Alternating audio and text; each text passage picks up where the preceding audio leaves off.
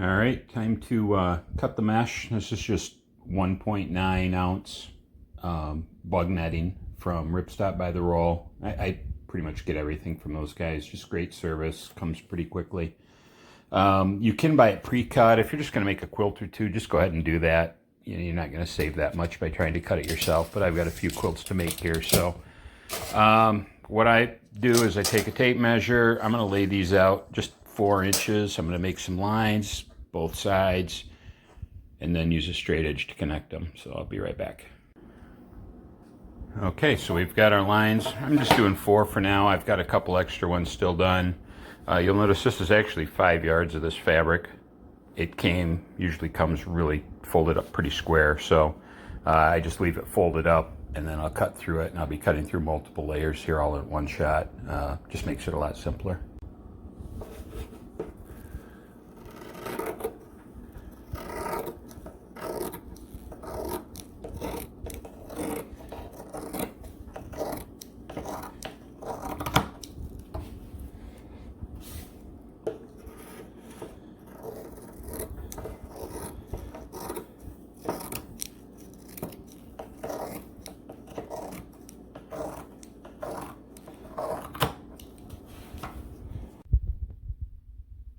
Okay, now we're ready for the fun part. We've got everything laid out. We've got our baffle material cut. We've got all our lines on our fabric. We're literally just going to start at that first line, lay the baffling on, and let her go. Here's a couple tips on how I do it. We've got quite a bit of fabric here that we're working with, about 4 foot wide. So I like to roll up the extra fabric, and then as I sew on the baffles, we're just going to let that feed off to the left here, but we'll just unroll it as we go. You'll also notice I don't pin anything. We got downproof material here. I don't want to get down coming out any pinholes we might use. So for alignment, I just run the line down the center, and then I just try to keep the baffle material on the kind of right side of the foot there. It gives me plenty of overlap, and you know, we just keep stitching along. Also, I just let the baffle material drop down to the floor along with the rest of the quilt so that everything feeds through fairly nice and straight.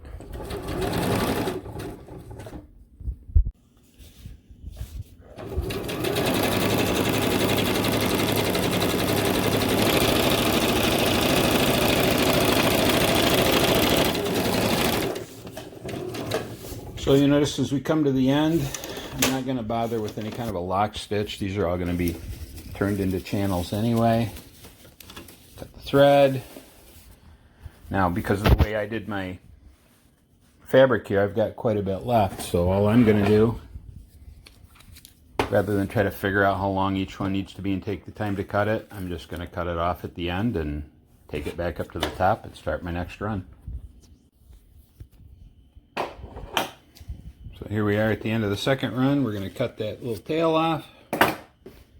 Now we're down to where I don't really have enough for a full run, so what I'm going to do is simply lay it in there along with the other piece and just stitch it on and keep on running.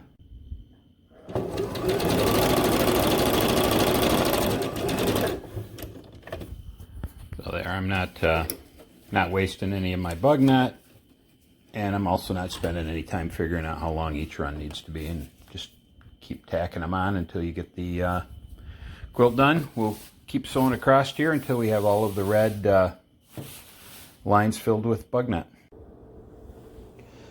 Okay, now that we've got the red with all the baffles, got the black, or what would be the inside, set up on the machine, did it the same way, roll it up so it's a little easier to manage. We're just going to drop that first baffle on there, start stitching them together.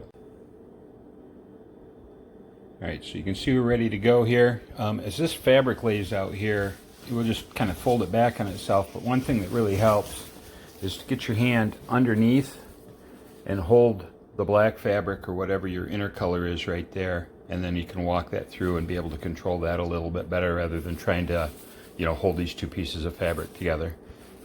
Again, we're just walking it right down our chalk line and stitch these together using our feet as the guide to walk us through rather than trying to pin anything. I've swapped out the thread. I like to color match, so when I did the red side, we used red thread. Now that we're over on the black side, or the inside, we're going to use black thread. I like to color match, have fun with it. If you want to throw some orange thread on some black inner, up to you. I color match because it hides a lot of sins, but do what you want to do.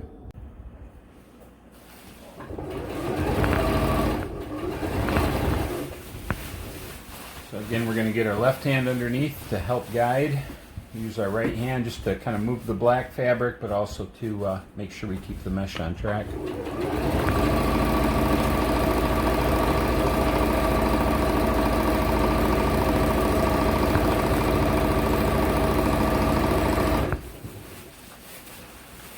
Just kind of keep folding it flat, keep working our way down the line.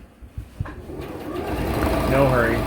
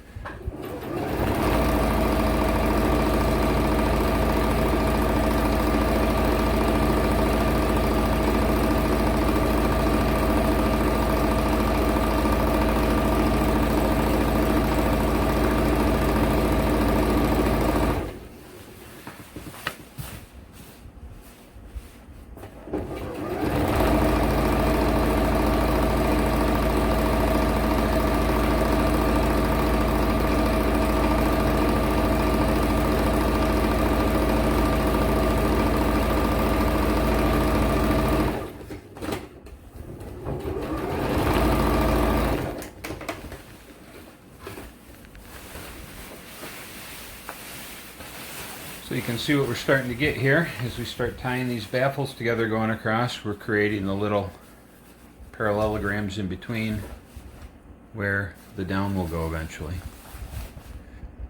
And we'll just keep tacking this through until we have both sides connected to all of the baffles.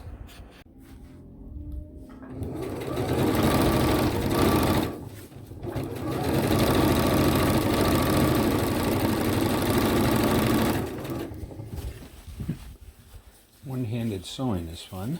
Okay, we're finishing up the last seam here.